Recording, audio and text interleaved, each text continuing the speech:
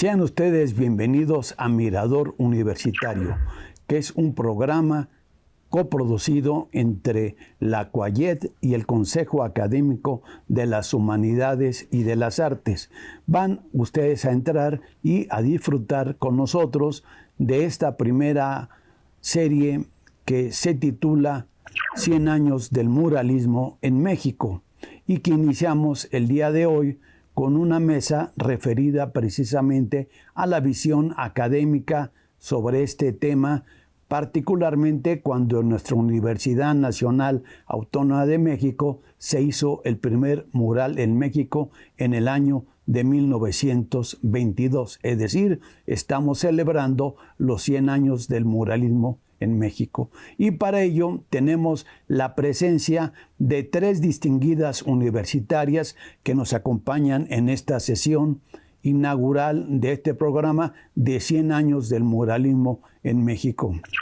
Tenemos con nosotros, en primer lugar, y aquí a nuestra izquierda, a la doctora Mercedes Sierra, profesora de la Facultad de Estudios Superiores Cuautitlán y también de la Facultad de Artes y Diseño.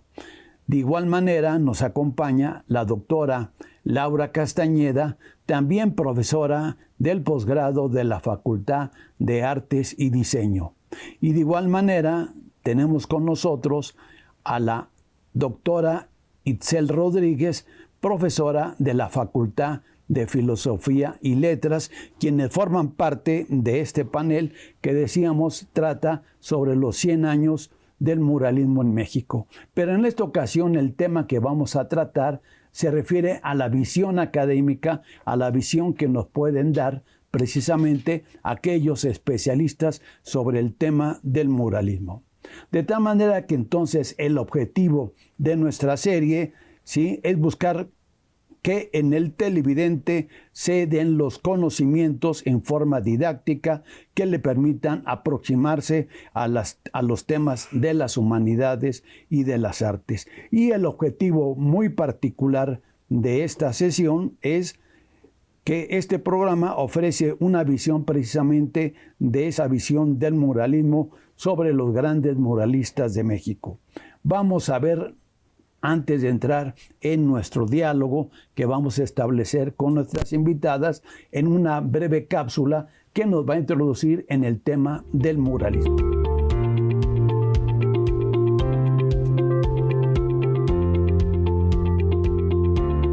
El muralismo ha sido una expresión muy importante en la vida artística, social y política de nuestro país. Se trata de un movimiento que respondió a los intereses mexicanos de la época, pues en él se plasmaron las visiones de identidad nacional, la situación social y política que tanto hacían falta en el México postrevolucionario. El muralismo mexicano es una manifestación artística surgida a principios del siglo XX y que alcanzó su máxima expresión a partir de 1920 hasta la década de los 50. Este movimiento se inscribió dentro de la nueva política cultural de la Revolución de 1910, que consideraba fundamentales el arte y la educación como elementos que ayudarían a conformar el Estado-nación revolucionario. Los artistas plásticos buscaron a través de su labor participar de las nuevas condiciones sociales y políticas del país e impulsar cambios en la mentalidad de la sociedad mexicana. La Universidad Nacional, sin mantenerse ajena a la situación mexicana, fue hogar de grandes muralistas como David Alfaro Siqueiros, Diego Rivera, Juan O'Gorman, José Clemente Orozco, entre otros, quienes plasmaron sus primeros murales en las escuelas universitarias. A 100 años de murales en la universidad, recordamos, gracias al análisis de nuestros especialistas, la importancia de este movimiento artístico, tanto para el país y el arte mundial, así como su presencia en el contexto contemporáneo.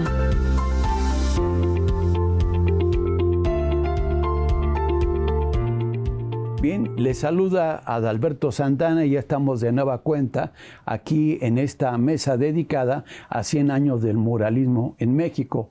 Y vamos entonces ya a iniciar formalmente con este diálogo, esta conversación sobre estos 100 años del muralismo en México y particularmente en nuestra Universidad Nacional Autónoma de México, dado que ahí se formó el primer mural pintado por Diego Rivera, como fue la creación, que se ubica en el Anfiteatro Simón Bolívar. Antiguamente esto era la Escuela Nacional Preparatoria, la sede principal de lo que en un momento fue la preparatoria número 1. Incluso me enorgullece decir que yo estudié ahí en medio de esos murales cuando era estudiante del bachillerato universitario. Doctora Mercedes Sierra, ¿qué nos puede decir del inicio de este muralismo mexicano en el año de 1922? Creo que toda charla debe de iniciar con un personaje que es fundamental para que podamos entender un movimiento, el movimiento pictórico más reconocido en nuestro país, pero para poder entenderlo no podemos dejar de lado a don José Vasconcelos, que es, digamos, el eje toral de este proceso que se viviría a partir de 1920 y hasta 1950. Pensar de esa manera, entonces podemos empezar a plantearnos cuál era la situación por la que transitaba nuestro país y por qué entonces había esta necesidad o nace esta necesidad de crear obra pictórica. Y evidentemente don José Vasconcelos, como secretario de Educación Pública, tiene esta visión y bueno, pues llama en primera instancia a Diego Rivera. No fue el único, digamos, fue un grupo de pintores y de artistas plásticos que ya habían formado un grupo, pero finalmente Diego Rivera, bueno, es el que enarbola, digamos, este movimiento. Y bueno, pues es a quien le encarga esta primera obra de la cual usted ya mencionó. Creo que por ahí podríamos comenzar estas reflexiones. Muy bien. Y doctora Castañeda, ¿usted cuál era el objetivo del muralismo en México? ¿Por qué nace? ¿Qué es lo que pretende mostrar? Bueno, es un arte popular, va dirigido al pueblo, pero es muy importante que tiene una función educativa. Trata de educar, de plasmar, de mostrar un poco también la historia para que la gente que lo vea aprenda a través de estos murales. Entonces tiene una función muy importante el muralismo. Es un arte para todos. Eso es fundamental. Y bueno, el nacimiento de este muralismo, que viene, como ya dijo la doctora Sierra, por José Vasconcelos, y se inicia por festejos del centenario de la independencia en México, la exposición que hacen los alumnos de la antigua Academia de San Carlos, en ese tiempo se llamaba Escuela Nacional de Bellas Artes, hoy Facultad de Artes y Diseño, impacta demasiado tanto al público como al mismo Vasconcelos. Y de ahí él retoma esta idea de involucrarlos más en otros proyectos. Un proyecto nacionalista también. Era muy importante hablar de la historia nacional. Sí, o sea, es una tarea muy importante que realizaron estos muralistas. Pero ¿quiénes eran estos muralistas? Doctora Rodríguez, si nos puede explicar de manera didáctica, decirnos quiénes eran y qué empezaron a pintar y por qué en los murales, particularmente en la Universidad Nacional Autónoma de México.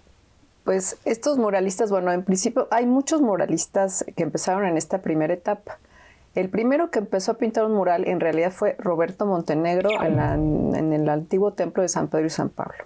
José Vasconcelos tenía esta idea de hacer arte público, primero para los espacios educativos, en donde se podían exponer algunos principios pues, filosóficos que todavía no alcanzaban. Los primeros murales, que fueron los de Roberto Montenegro, todavía no tenían digamos, este alcance más popular. Eso se fue dando a medida que fueron haciendo reflexiones los propios muralistas. Estaba, por ejemplo, Diego Rivera, que acababa de regresar a México después de haber estudiado en Europa durante más de 10 años.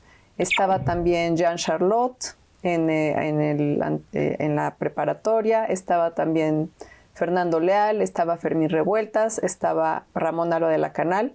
Posteriormente llegaron José Clemente Orozco y David Alfaro Siqueiros. Entonces, este primer grupo de muralistas que estuvieron sobre todo en la preparatoria fueron los que hicieron un manifiesto donde plantearon los principios del muralismo.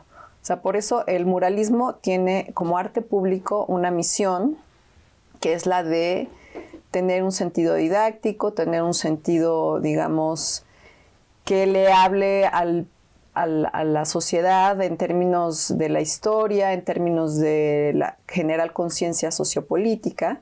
Y todo este grupo de muralistas pues tenían personalidades muy diferentes y tenían también posiciones políticas distintas.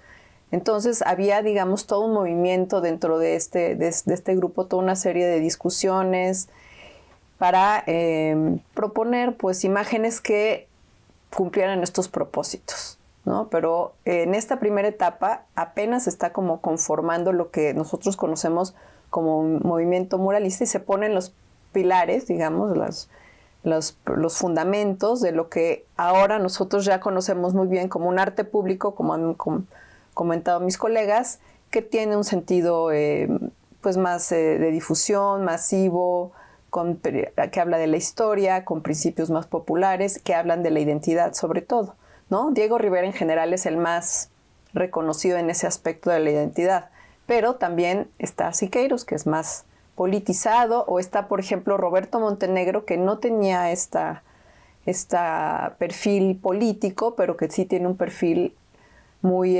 cultural y muy hasta cierto punto filosófico, ¿no? Entonces hay personalidades distintas y hay una variedad de miradas acerca de lo que es lo mexicano y se van plasmando en estos murales. Sí, sin lugar a duda, pero hay un hecho que, para mi entender, también muy importante, es que ya había triunfado la Revolución Mexicana. Y esto evidentemente plasma a nuevos actores, distinto a la época de la dictadura porfirista, que todo era en la visión de las élites políticas que predominaban y que saqueaban al pueblo mexicano. Pero el muralismo va a atraer a otros actores, principalmente al campesino, a los soldados, a los obreros, que son los que hacen la revolución. ¿Sería esta el contenido ideológico en términos generales del muralismo, doctora Sierra? Sí, creo que hay un tema importante que debe de recordarse y traer a la mesa. Hay una anécdota donde, bueno, cuando pinta Diego Rivera en la primera obra, José Vasconcelos le dice que no es lo que se necesita realmente. Y entonces le dice, bueno, ¿por qué no a usted le hace falta conocer México? Y lo manda por tren a conocer la provincia en México, ¿sí? En ese momento, bueno, personalmente Diego contrae matrimonio con Guadalupe Marín y recorre en ferrocarril la provincia mexicana. De manera que se llena de esta sociedad a la cual pues, él estaba ajena, porque como decía perfectamente bien la doctora Rodríguez, bueno, pues tenía 10 años viviendo en Europa con otras experiencias totalmente alejadas de un movimiento revolucionario. Entonces estamos en la posrevolución y con un pueblo que está viviendo totalmente otra realidad a la que había vivido por tantos años con la dictadura de Porfirio Díaz.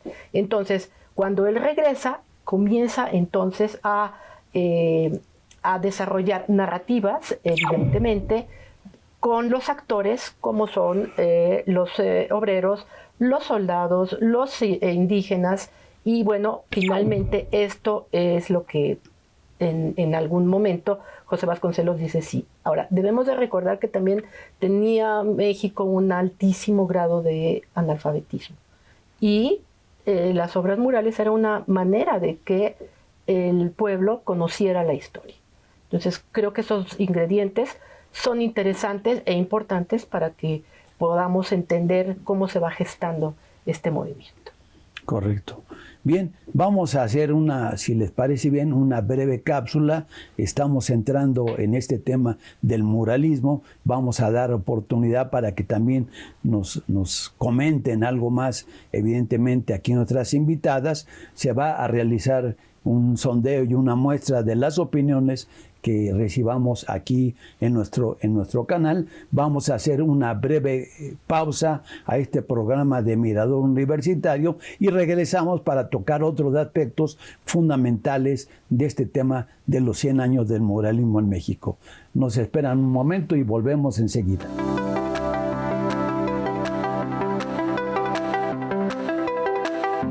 Es una representación de nuestra historia, también plasmada precisamente en este tipo de arte. Sobre todo el concepto abstracto del mismo autor. Me parece un movimiento bastante interesante, ya que aparte de que tuvo un auge muy grande aquí en México, sino también destacó a nivel internacional. Entre nuestros mejores artistas tenemos a Diego Rivera y su esposa, su pareja, que fue Frida Kahlo.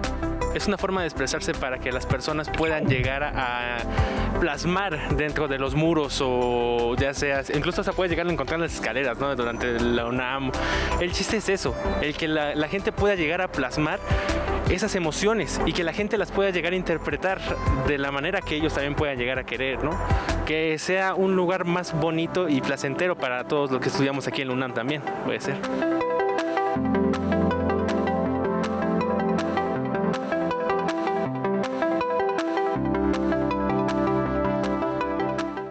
Bien, ya estamos de nueva cuenta en esta segunda parte del programa Mirador Universitario, dedicado al tema de los 100 años del muralismo en México y particularmente en nuestra Universidad Nacional Autónoma de México, que como ustedes bien saben, concentra, yo creo que el mayor número de murales de toda la República Mexicana. Incluso me podía atrever a decir que es una de las instituciones que a nivel mundial tiene el mayor número de murales y muy significativos por los creadores que ahí pintaron y que cotidianamente nuestros profesores, nuestros alumnos, quienes visitan nuestra universidad, se recrean y se motivan con las escenas que nos muestra este muralismo. Y particularmente sobre estas escenas le vamos a preguntar aquí a la doctora Castañeda, que es especialista también en fotografía, ¿cuál sería esta diferencia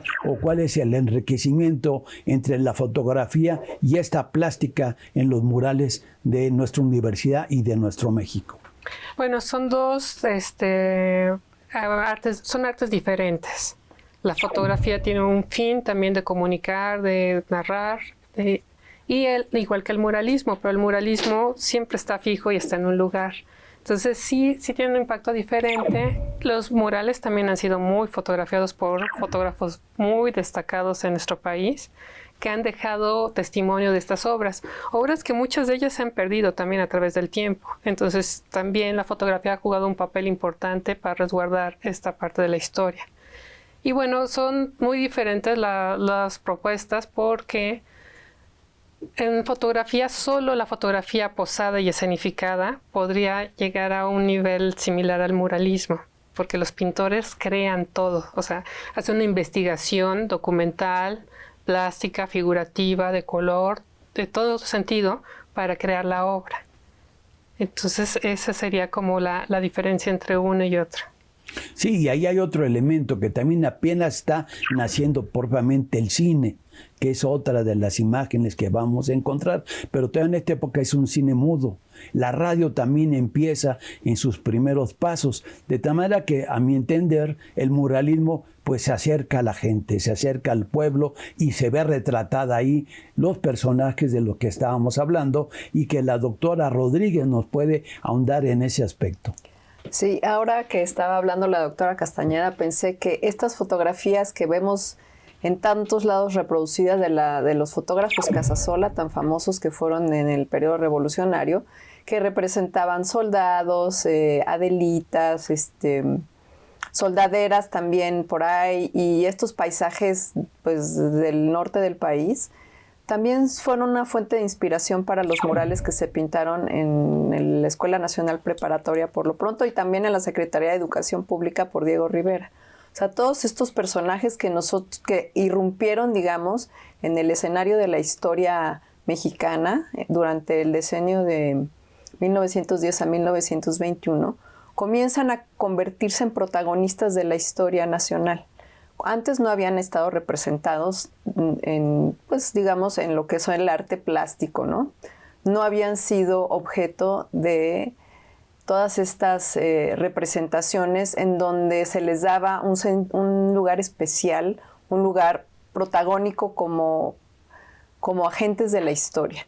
Y es en los murales donde comienzan a tener, en los murales que se pintan sobre todo en la Escuela Nacional Preparatoria y después en la Secretaría de Educación Pública y también en lo que era entonces la Escuela de Agricultura en la ex hacienda de Chapingo, se empiezan a pintar todas estas personas que participaron en la lucha revolucionaria, ya sea como soldados o incluso como todos estos contingentes de estos nuevos imágenes que aparecen en los murales que son nuevas figuras para el arte. Por ejemplo, el concepto de masas, ¿no? O sea, estos grupos grandes de campesinos que se van movilizando, o también los obreros, que son otros de los personajes que comienzan a tomar forma y que es interesante porque en nuestra imaginación de lo mexicano ya pensamos muchas veces en términos de cómo los vemos representados en los murales, ¿no? ¿Cómo se viste un obrero? Pues con su overol, ¿no? ¿Cómo se viste un campesino? Como los representaba Diego Rivera en la Secretaría de Educación Pública, con un traje de manta blanco, con una cinta, con su faja roja, ¿no? O sus sombreros, ¿no? Entonces, lo que se llama el imaginario de lo mexicano comienza a cobrar forma en los murales y así pensamos en los soldados, en los campesinos, en los obreros, en lo que nosotros ahora denominamos el pueblo de México, ¿no? Y que tiene mucho que ver pues con estas pinturas de tamaño monumental y de alcance público que pues fueron, digamos, entrando pues a través de los años en nuestra imaginación de lo mexicano, no solamente viendo los murales, sino también porque se publican estas imágenes en libros de texto, porque hay postales, porque las vemos representadas en diferentes medios. Y esta noción que nosotros tenemos de identidad, pues está pues muy conectada con lo que los murales en los años 20, hace 100 años, se estaba pintando ahí, ¿no? Claro, y hay otro elemento también fundamental, que todo proceso revolucionario rompe el esquema anterior. Y sucede que en los años 20, precisamente del siglo XX, pues triunfan dos grandes revoluciones, la Revolución Rusa y la Revolución Mexicana. Y los murales no tan solo expresan la identidad de los nuevos actores mexicanos, sino también de las revoluciones. Y en los murales, por ejemplo, aparecen, y recordémonos, y para que la gente visite y recree estas imágenes de los murales, por ejemplo, una tarde de un domingo en la Alameda, que estuvo en un hotel, el Hotel del Prado, que fue afectado por el terremoto, ¿sí?, de 1985, y fue trasladado a su nueva sede, y la gente y el público en general puede ir a ver ese mural, y ahí aparece como una figura central José Martí, por ejemplo, ¿no? Uh-huh. Aparece Frida Kahlo y aparece el mismo Diego de niño, que casi para mi interpretación es la Sagrada Familia Latinoamericana.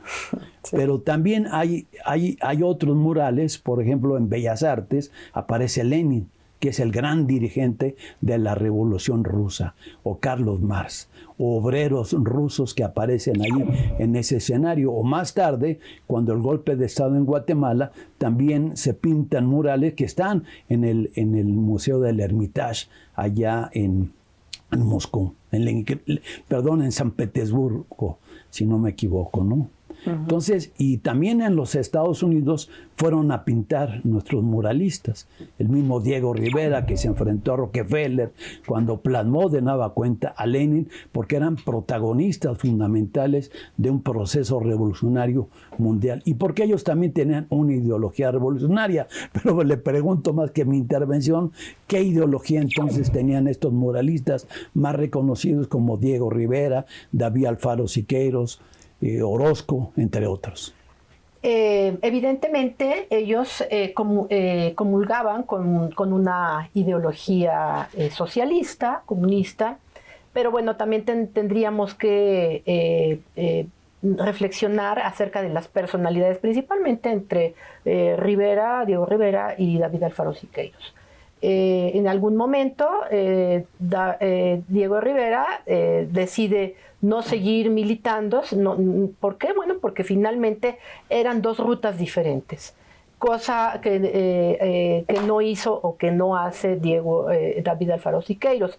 Yo sí pondría en una canasta diferente a José Clemente Orozco, porque desde mi muy personal punto de vista, sus procesos de narrativa son completamente diferentes a lo que se estaba gestando en ese momento. Desgraciadamente, bueno, pues fallece muy joven y deja diversas obras inconclusas. Pero bueno, volviendo al punto, evidentemente los dos pintores que ya mencioné sí militaban, o sus ideologías estaban muy cercanas al socialismo y comunismo. Es por ello que, bueno, encontramos en diferentes momentos y en diferentes obras de ellos este tipo de escenas y actores. Vamos a hacer brevemente, doctora Mercedes, y nuestras invitadas, una breve pausa y volvemos en unos instantes.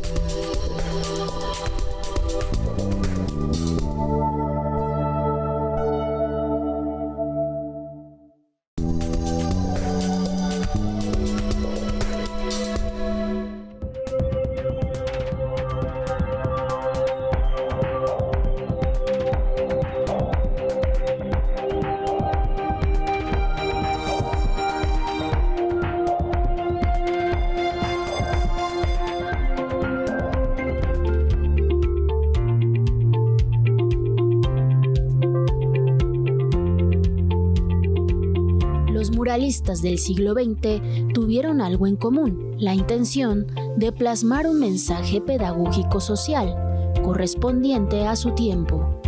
José Clemente Orozco opina: los buenos murales son Biblias pintadas y el pueblo las necesita, tanto como las habladas, ya que hay mucha gente que no sabe leer. El muralismo se convierte entonces en un arte de denuncia y en expresiones ideológicas. Es importante comprender el pensamiento de los principales exponentes para comprender la concepción de su arte. Es así como en 1922, México aparece en la historia del arte como un representante mundial que impulsa el muralismo como un movimiento pictórico con características específicas que adquiere un peso social.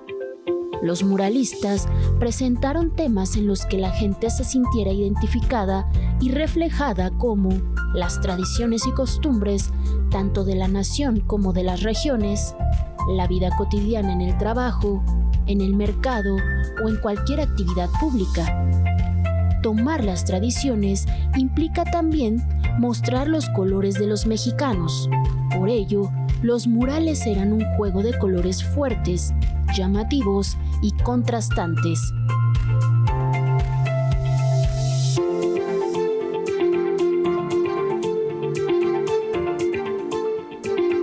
Bien, estimado público, volvemos aquí a su programa Mirador Universitario, dedicado esta serie a los 100 años del muralismo en México. En su pantalla van a encontrar nuestros números telefónicos y las redes sociales a las cuales se podrán ustedes comunicar, y les anunciamos que estaremos obsequiando a quien nos llamen 3 revistas de la revista Archipiélago y 3 revistas de la revista Al Muralismo que dirige la doctora Mercedes Sierra. Volvemos entonces al diálogo que estábamos estableciendo aquí en nuestro programa. Y vamos de nueva cuenta con la doctora Laura Castañeda, donde hacemos esta relación de las imágenes, pero también de esos protagonistas que tienen que ver del muralismo con nuestra universidad y particularmente estos grandes muralistas que dieron clase en nuestra institución. Sí, bueno, algunos de estos grandes muralistas fueron alumnos de la institución, otros fueron profesores y otros incluso directivos, como Diego Rivera, en algún momento fue director de la antigua Academia de San Carlos. Sí. Entonces, todos ellos son muy importantes en este movimiento muralista, no solo como artistas, sino también como profesores que transmiten este conocimiento, estas técnicas que les hablan a sus alumnos de cómo crear un mural, de cómo hacer una investigación figurativa también y de cómo poder realizarlo, porque hay muchas técnicas en el muralismo y ellos abarcaron muchísimas, ¿no? Desde el temple, el fresco, etcétera, ¿no? Hay muchísimas técnicas. Entonces ellos van abordando varias y van trabajando con alumnos. Algunos de ellos también trabajaron los murales con sus alumnos y también con otros profesores que sirvieron de ayudantes o de preparadores también, ¿no? De los muros incluso. Y bueno, también por supuesto la influencia que tuvo la fotografía y el cine, que también surgen de la antigua Academia de San Carlos, ahora Facultad de Artes y Diseño, como enseñanza oficial. Había cursos de fotografía desde mucho antes también, pero ya oficial como una materia surgen ahí, tanto la fotografía con Agustín Jiménez como el cine con Emilio Amero. Y cómo ellos también son influenciados por otros cineastas, como Sergei Eisenstein y algunos otros más, ¿no? Y los dos abandonan las clases y se van totalmente al cine y empiezan a ser cinefotógrafos. Entonces también su influencia, su manera de ver, de plasmar, de encuadrar es importante y juegan un papel importante. Eisenstein además, bueno, se fue muy contento con las películas que hizo en México y con estos cinefotógrafos. Entonces eso también es importante mencionarlo. Claro, ahí conviene mencionar que Eisenstein es uno de los grandes directores de cine, el ruso, que conoce y ve la Revolución Rusa, pero también la Revolución Mexicana en esta fase, en la nueva fase de la Revolución Mexicana. Y usted, doctora Ixel Rodríguez, ¿había algo que nos quería comentar en estos aspectos? Pues sí, lo que a mí me parece interesante es que estas escenas que se representan en el muralismo, en pintura mural, en fresco o en cáustica o en otras técnicas que ya nos mencionó la doctora, es que empieza a configurarse, digamos, lo que después conoceremos como la escena de lo mexicano, o la escena no solo de los personajes, sino también de los paisajes, ¿no?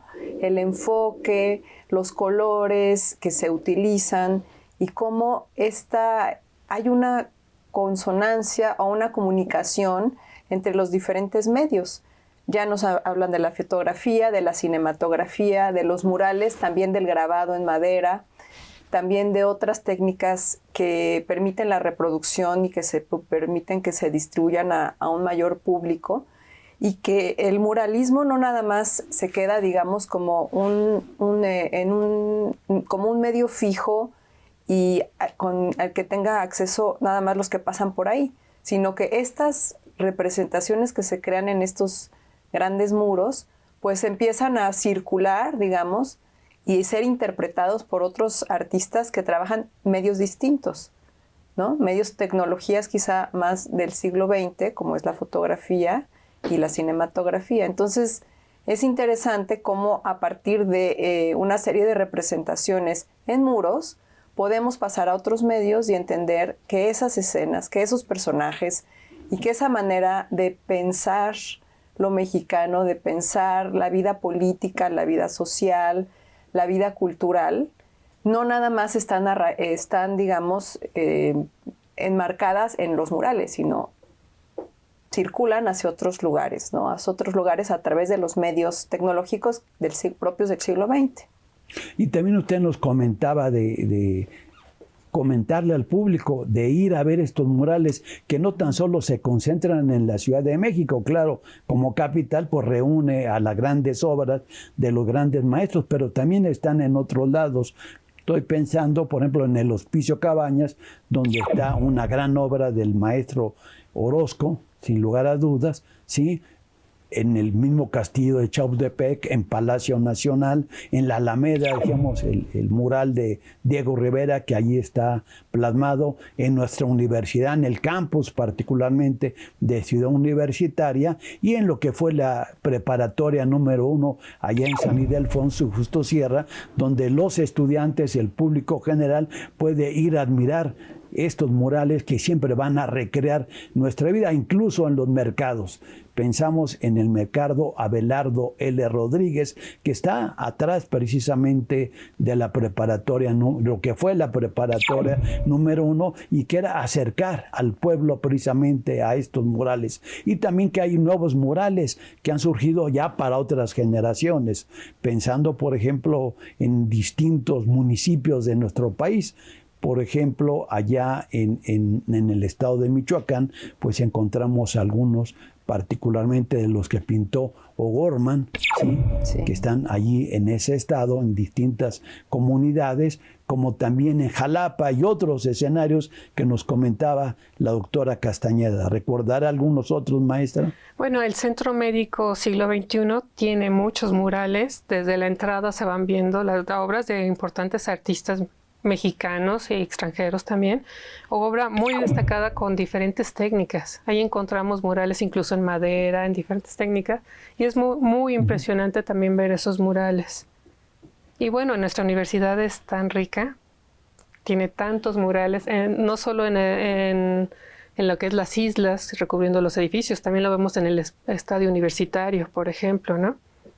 En la preparatoria, como ya lo había mencionado. Esa afición que hagamos los domingos a ver al equipo de los Pumas, pues va a encontrar allí un gran mural de Diego Rivera en el frontón precisamente del estadio universitario, y que hay que poner atención, que incluso no lo acabó Diego Rivera, fue una pequeña parte la que hizo, pero todo el estadio iba a ser un gran mural. También la Suprema Corte de Justicia, ¿no? Sí. Donde tenemos diferentes artistas, desde Orozco hasta Cauduro, que fue el último mural que se pintó, que curiosamente el de Orozco y el de Cauduro son una crítica al sistema realmente.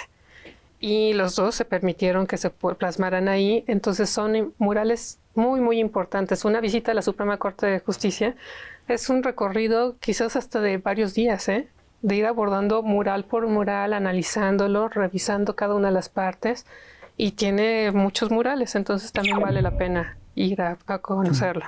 Y una recomendación que les hacemos a nuestro público, que hoy puede ver en la Gaceta de nuestra Universidad Nacional Autónoma de México reportajes sobre los distintos murales que están en nuestro país y en especial, decíamos, en nuestra universidad, así como también en la revista, precisamente El Muralismo, que dirige la doctora Mercedes Sierra. Antes de irnos a una pausa, díganos rápidamente cómo acceder a la revista El Muralismo. Pues es una plataforma institucional y lo pueden buscar como Reflexiones del Muralismo en el Siglo XXI, así, tal cual, y lo van a encontrar y encontrarán que es una página que contiene diversos textos, así como documentales y diversos proyectos. Entonces, bueno, creo que es una buena oportunidad. Pueden consultar los números que salen anualmente y algunas otras cosas que podrán ver ahí. Gracias a estos medios electrónicos hoy en día podemos acceder precisamente y también ver las imágenes por internet del muralismo mexicano, cuando en distintos escenarios de México y de otros países se quiere acceder a esta obra plástica de los grandes muralistas mexicanos. Vamos a una breve cápsula y volvemos en unos instantes.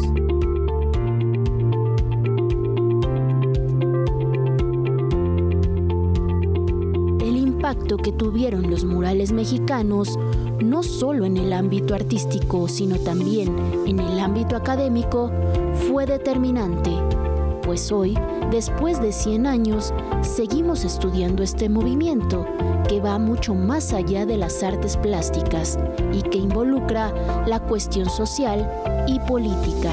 A través de este movimiento pictórico se pretendió cimentar el orgullo de ser mexicano, a través de su interpretación de lo que había sido la historia de nuestro país.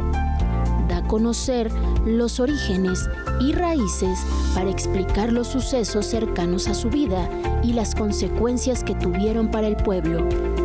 Por ello, pintaron escenas de la historia prehispánica, colonial del siglo XIX de la Revolución Mexicana, así como del periodo postrevolucionario. El muralismo plasma anhelos de igualdad y reafirma que la historia es color e imágenes que nos presentan personajes cercanos a nuestra realidad. Ese es el papel de la identidad.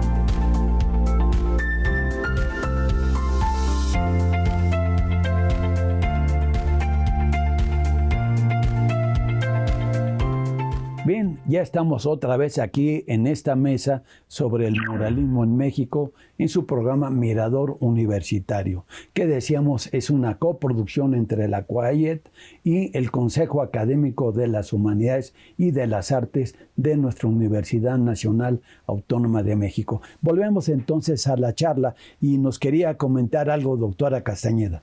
Sí, es importante también mencionar los murales que ya no existen porque no fueron conservados por algún motivo. Algunos porque no le dieron mantenimiento, otros porque no les gustaron simplemente y los quitaron y pusieron muros blancos o pintaron otras cosas encima.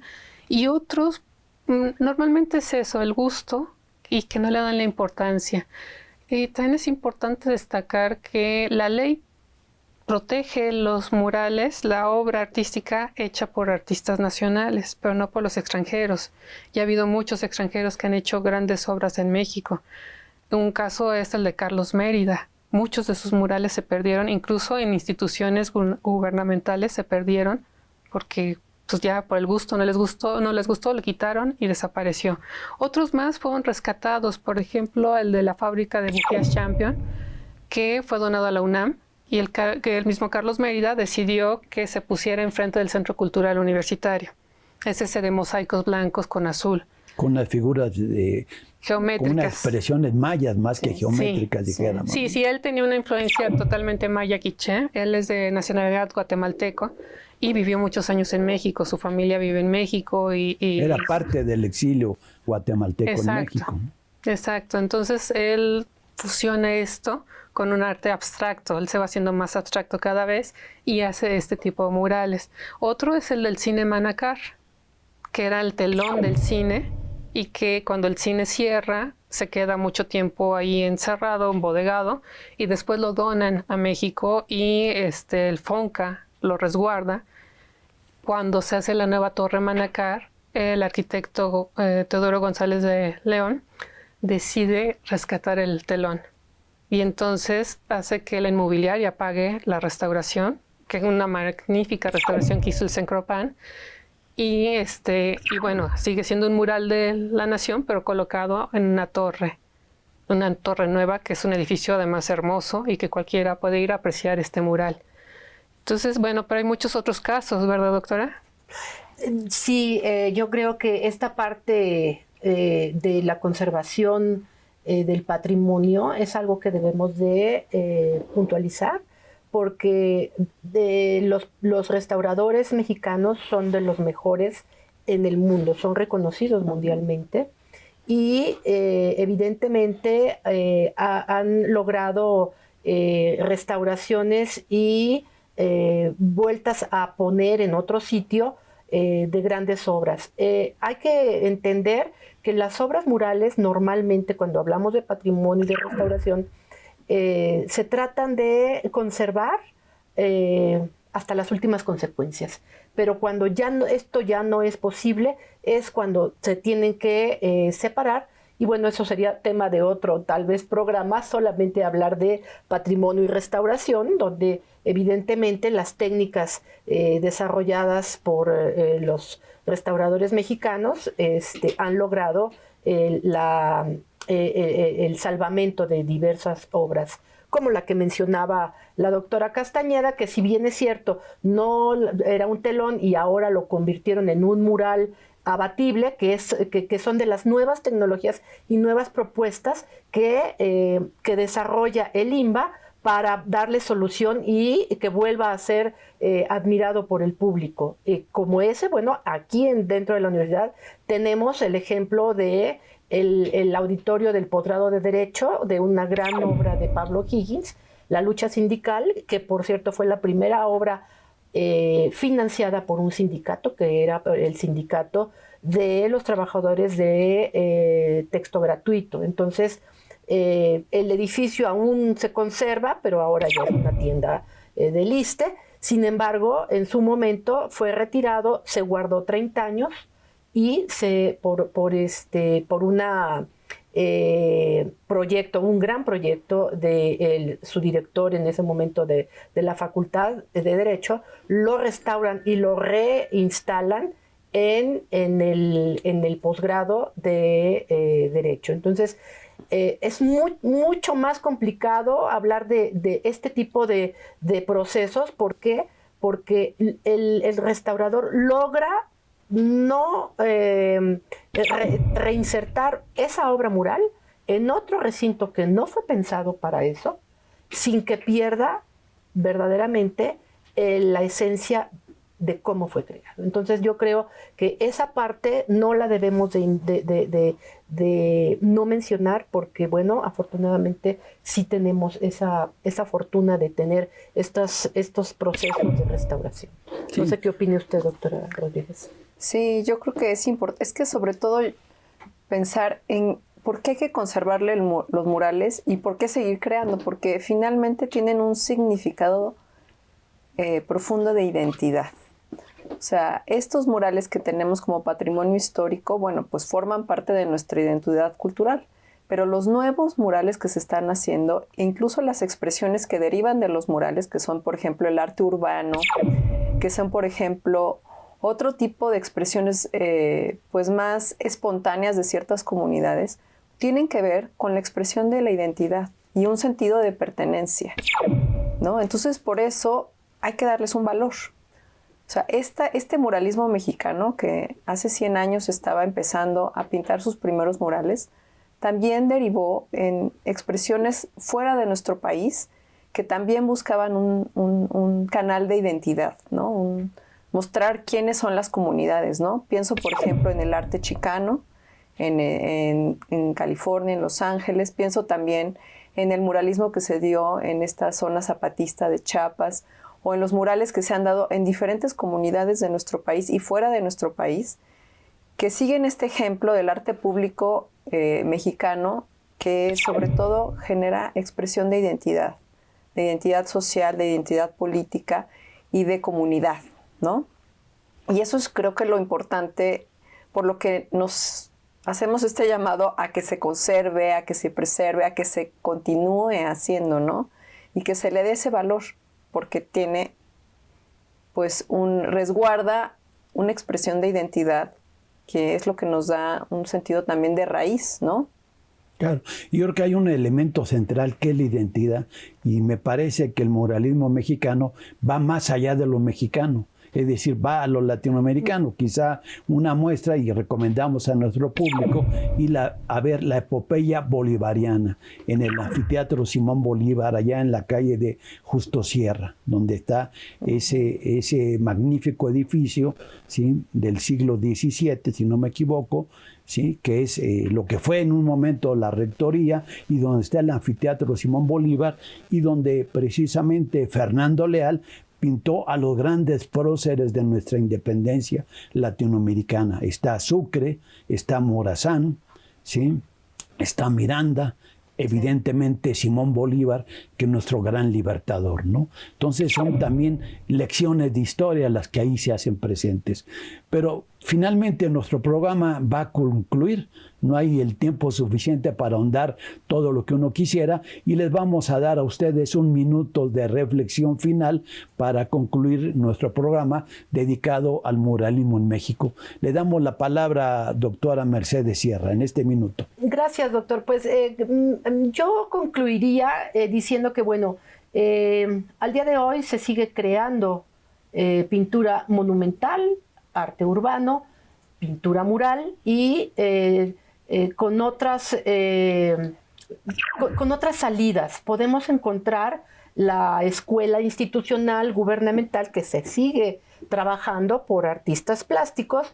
También tenemos otro tipo de manifestaciones totalmente hacia afuera, en la ciudad, y que ahí podríamos entender que al nuevo artista plástico no le interesa la permanencia, y entonces podemos hablar de un arte efímero, pero finalmente hay una escuela y una esencia que continúa desde hace 100 años. Con eso yo concluiría. Bien, doctora Laura Castañeda, una última reflexión sobre la importancia del muralismo mexicano. Bueno, el muralismo mexicano es muy, muy importante. Ya hablamos de diferentes técnicas, diferentes artistas y sobre todo diferentes etapas. Porque como mencionó la doctora Sierra, se sigue haciendo muralismo, nunca se ha dejado de hacer. Aunque se contempla hasta 1950, la realidad es que en pleno siglo XXI se sigue haciendo muralismo. Y yo invitaría a nuestros auditorio a que hiciera un recorrido por los murales. Puede tomar zonas, puede ir a lo mejor a la Suprema Corte y ver unos, o ir a San Ildefonso y ver otros, o hacer otro recorrido hacia Ciudad Universitaria, y así al Centro Médico Siglo XXI, y así darse cuenta también de la gran riqueza que tenemos, una riqueza cultural. Claro, o en nuestra provincia, en Guadalajara, digamos, Picho Cabañas, claro, y Jiquilpan, los murales de O'Gorman, y así podemos encontrar casi en todos los palacios municipales o de los gobiernos estatales, siempre va a haber una obra mural donde se plasma la historia de México, yo diría de América Latina, porque el muralismo no es tan solo mexicano, es una gran creación, a mi entender, latinoamericana. Finalmente, doctora Ixel Rodríguez.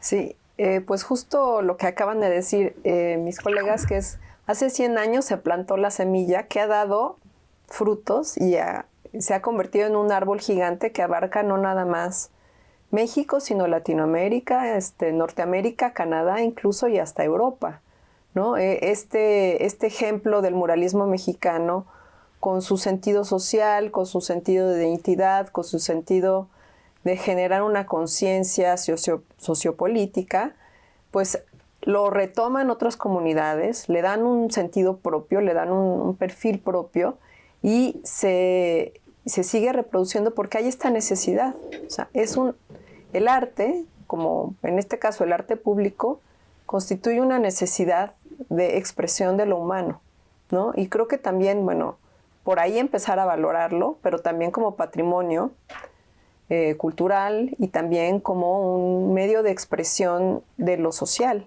¿no? Que a veces al arte se le acusa de ser elitista o individualista o incomprensible. Y en el muralismo es un espacio en donde hay un reconocimiento de lo colectivo y de lo social. Y eso a mí me parece importante, no solamente, bueno, saberlo, sino ir a los lugares, a ver murales, ¿no? Ir a ver murales. Yo estoy segura que donde nos estén viendo y escuchando, hay murales. En todos lados hay murales, ¿no? En todas nuestras alcaldías de la Ciudad de México, en todos los edificios de los municipios de nuestro país y en todos estos espacios, digamos, que tienen este sentido relevante para nuestra sociedad, hay murales. Y bueno, creo que la invitación es esa, ¿no? Bien. Conocer y disfrutar. Pues, les agradecemos a la doctora Sierra, a la doctora Castañeda y a la doctora Rodríguez su participación en este programa de Mirador Universitario dedicado precisamente a los 100 años del muralismo. Es el primer programa, vamos a tener otros todavía 4 programas donde vamos a ver precisamente otros enfoques sobre el muralismo en nuestro país y en el mundo en términos generales. Les agradecemos su presencia y a nuestro público pues los invitamos a seguir aquí en Mirador Universitario. Su amigo Adalberto Santana les da su más cordial saludo desde acá, desde nuestra universidad y especialmente por esta coproducción entre la CUAYET y el Consejo Académico de las Humanidades y de las Artes. Muchas gracias y nos vemos pronto.